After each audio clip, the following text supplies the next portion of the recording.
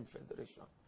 And do you know that even the constitution that we use today, which is the 1999 constitution, denies what is called in law autochthony. In other words, there is no referendum, there is no plebiscite. The people of Nigeria did not vote to say, this is the constitution we want. It was imposed on us by a military decree, and yet it remains the ground norm. I mean, what a misnomer. We are not in a dictatorship, but we are running a constitution that we didn't vote for. And our administrative units have been carved on the basis of that constitution, supplanting our regional. The constitution that operates in Nigeria today is a fraudulent, mischievous document foisted on Nigeria by a departing military junta. In fact, it is Decree 24 of 1999, which should have been a mere transitional instrument for governing a country of the stature and standing of Nigeria within the international community. I would have thought that the first item on the agenda of the government that came to power in 1999 was to address the issue of that constitution, its legitimacy. Because, like the Patriot observed, it told a lie against itself by saying that we Nigerians, under God, have agreed to live together, blah, blah, blah. There was no time when we were asked that question. And Nigeria, I believe, still requires what lawyers call an autochthonous constitution, a constitution that that captures the needs and interests of the Nigerians, a constitution that finds legitimacy in the eyes of the citizens, not one handed down from low and high by a military junta. Our present extant constitution is an imposition of the military. A supreme military council that was not elected by anybody, that did not respect any known parameter in its recruitment except seniority in the army, that was lopsided in terms of its geographical identity of membership, imposed a constitution, enacted it like a legislation. It was not subjected to a plebiscite, it was not subjected to a referendum. In law, you say it's not autochthonous because the people did not agree that the 1999 constitution is their constitution. We didn't vote for its approval. So it's not cognizable in law as a valid constitution. It has been imposed of us by sheer force. And no government has had the courage to subject it to a national plebiscite. And if you do, most Nigerians will say this is not our constitution. We've created local government and states administrative structures that do not obey any known parameter. We've taken away the sovereignty of natural resources from our people and concentrated in an omnibus and amorphous federal government that is characterized by inefficiency over time.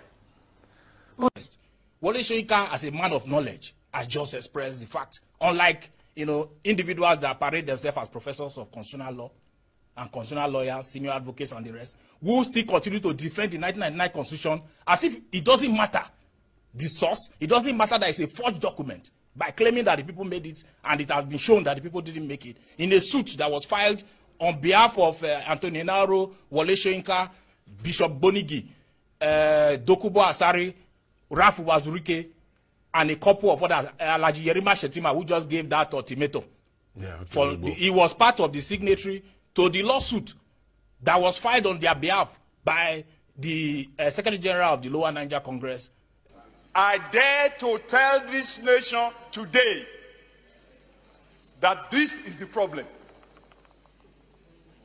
This constitution can never give us progress. This constitution can never give us peace. This constitution can never give us unity. And unfortunately, most of us in this National Assembly, we don't have the spine to face what we need to give this republic to have peace and progress. What do I mean? This constitution has 68 items. 68 on the exclusive list. This constitution has only 12 on the concurrent list. And those 12 are written so nebulously, so fraudulently, that you know that the intention is to even undermine those concurrent lists. The formal name of this republic is Federal Republic of Nigeria.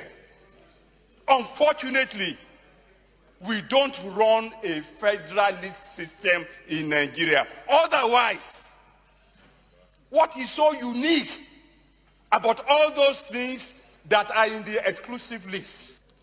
In this chamber, we try to federalize the police system.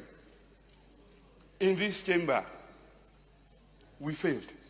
Every crime is local. And the solution to every crime is local. The earlier that senators in Nigeria summon the courage to say, we should not continue to deceive ourselves. Nigeria is threatening everybody and groups. When we lie to ourselves and we're reaping the fruits of lying, we're victims of the lie that we call our own, the social contract, which is another name for the Constitution. We say we in Nigeria gave this Constitution to ourselves. We didn't. It was imposed. And it's not working. It's centralized. And the good things of life are not available for Nigerians. And they are crying. And you begin to blame them. You don't blame victims. You blame the system that produced the victims. This Constitution is not made by Nigerians. It's imposed. A federal constitution should be truly a federal constitution. You don't centralize everything. Nobody can fix this system. It's like putting square peg in round hole. It wouldn't work. It's not Buhari's fault, or Jonathan, or the previous ones. They were handed, and still being handed, instruments, i.e. the Constitution, that cannot work the way it is. Let us do an agreement. Constitution is an agreement that we agree to live together by these rules which we would spell out about governance. This current one is a fraudulent one. And it's giving us victimhood because we never did it. And they say we did it. If somebody says you did something that you not do, is that not a lie? We went to court. The case is in court. Praying the court to say, look, the Nigerian people never did it. The court kept adjourning. Part of the problem we have. The case is still in court. Inauro started it. A lot of distinguished men and women up and down this country had their signature there. The case has not been taken. All right, we'll also anchor at that point. Dr. Amos Akingba is in Adeko and Afenifere Chieftain. We appreciate your talking to us this morning. It's my great pleasure.